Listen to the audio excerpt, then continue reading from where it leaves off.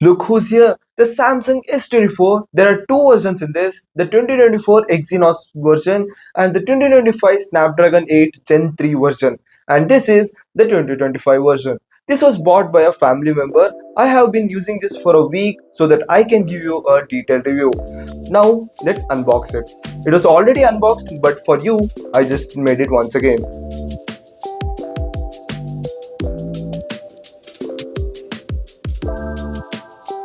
Here comes the user manuals, a C2C cable, and a SIM ejecting tool.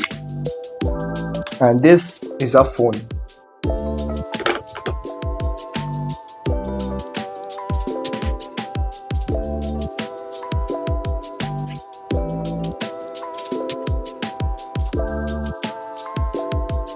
The main question here is this still a flagship phone, or if you guys are buying this phone in 2026, is it worth it or not? Let's find out. The Samsung S24 is having a display of 6.2-inch dynamic AMOLED 2x display and 4000 mAh battery capacity, 8 GB of RAM, 256 GB of storage and Snapdragon 8 Gen 3 as the processor. It has IP68 rating for water and dust resistance. Now this phone is having 7.8 of thickness and just weighs about 167 grams. If your phone needs two hands to reply for a WhatsApp message, then you're carrying a tablet, not a phone.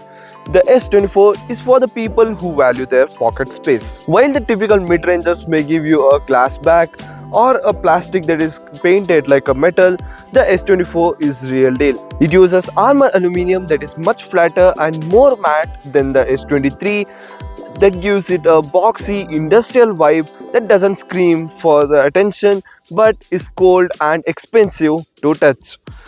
Gorilla Glass Victus 2 on both front and back. Now speaking about the camera, the primary camera is a 50 megapixel wide sensor, and in good daylight this is easily the strongest camera on the phone.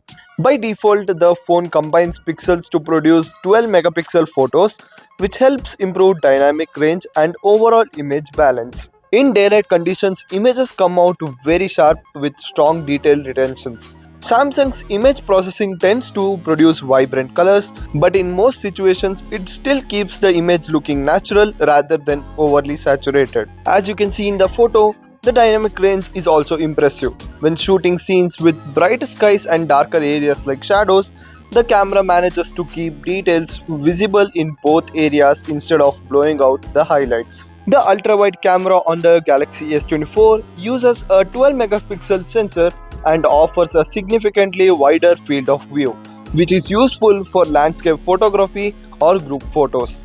Compared to the main camera, you will notice a slight drop in detail which is expected for the ultra-wide sensors. However, Samsung has done a good job maintaining color consistency between the lenses.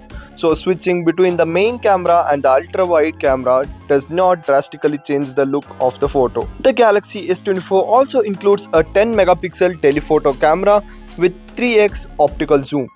This allows you to capture subjects that are further away while maintaining better detail than the digital zoom. In daylight conditions, the telephoto camera performs well for portraits, distant objects and general zoom photography.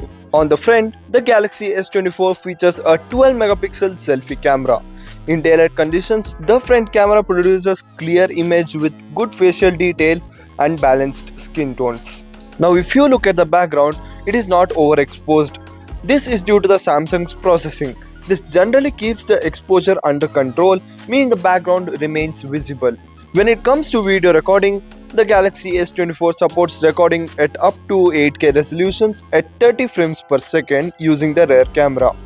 However, most users will likely use 4K recording, as I am doing in the video right now, which supports both 30 fps and 60 fps, providing smooth and detailed video footage. Video stabilization is also effective during normal handheld recordings, helping reduce small shakes while walking or moving the phone slightly. When it comes to gaming, I was playing Call of Duty on high settings. Touch response feels quick and there is no noticeable input delay. Thermals are controlled for the first few matches. No major frame drop during the regular multiplayer sessions. But here's the thing. Performance is stable for shorter sessions. Extended gaming sessions will increase heat and battery drain. This is a flagship built for overall performance, not long competitive gaming. Here are the few tests that I ran, and the results will shock you. On Geekbench, the S24 scored 2092 in single core and 6207 in multi core. That's flagship level CPU performance, meaning everyday tasks, multitasking, and app launches feels extremely fast.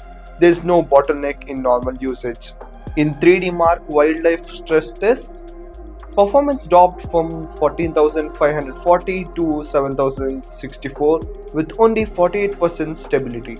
That means under sustained load, the phone throttles heavily. Short gaming sessions are fine, but longer sessions will see noticeable performance drop. Alright, now the verdict. If you are using this phone for gaming, then do not buy it. And here's why. The screen is compact, and due to the small size of the phone, the vapor chambers are small as compared to the Samsung Ultra series, which makes the phone to heat up pretty much. But if you want a phone that you can fit in the pocket perfectly and take world class photos without looking like a cartoon and would be still getting the updates till the 2030, then this phone is a yes. The zero chill score for this phone will be 8.5 out of 10. It's not perfect, but it's real.